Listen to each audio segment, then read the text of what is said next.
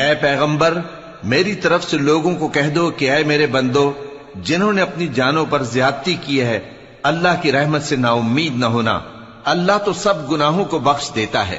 بے شک وہی تو ہے بڑا بخشنے والا بڑا مہربان۔ اور اس سے پہلے کہ تم پر عذاب آ واقع ہو اپنے پروردگار کی طرف رجوع کرو اور اس کے فرما بردار ہو جاؤ، ورنہ بعد میں تم کو مدد نہیں ملے گی۔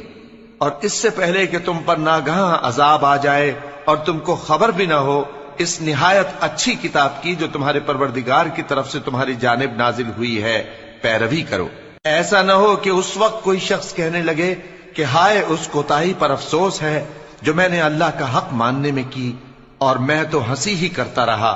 یا یہ کہنے لگے کہ اگر اللہ مجھ کو ہدایت دیتا تو میں بھی پرہیزگاروں میں ہوتا،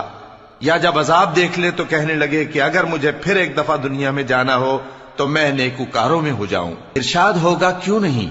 میری آیتیں تیرے پاس پہنچ گئی تھی مگر تو نے ان کو جھٹلایا اور شیخی میں آ گیا اور تو کافر بن گیا۔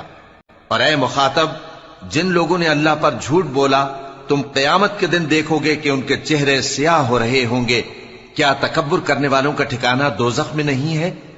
اور جو پرہیزگار ہیں ان کی کامیابی کے سبب اللہ ان کو نجات دے گا، نہ تو ان کو کوئی تکلیف پہنچے گی اور نہ وہ غمناک ہوں گے۔ اللہ ہی ہر چیز کا پیدا کرنے والا ہے اور وہی ہر چیز کا نگراں ہے، اسی کے پاس آسمانوں اور زمین کی کنجیاں ہیں، اور جنہوں نے اللہ کی آیتوں سے کفر کیا وہی نقصان اٹھانے والے ہیں۔ کہہ دو کہ اے نادانو،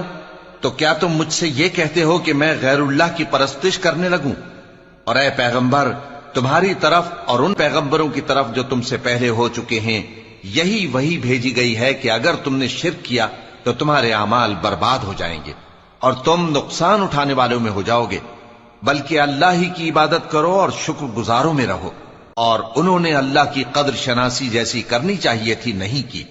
اور قیامت کے دن تمام زمین اس کی مٹھی میں ہوگی اور آسمان اس کے داہنے ہاتھ میں لپٹے ہوئے ہوں گے، اور وہ ان لوگوں کے شرک سے پاک ہے، بلند و برتر ہے۔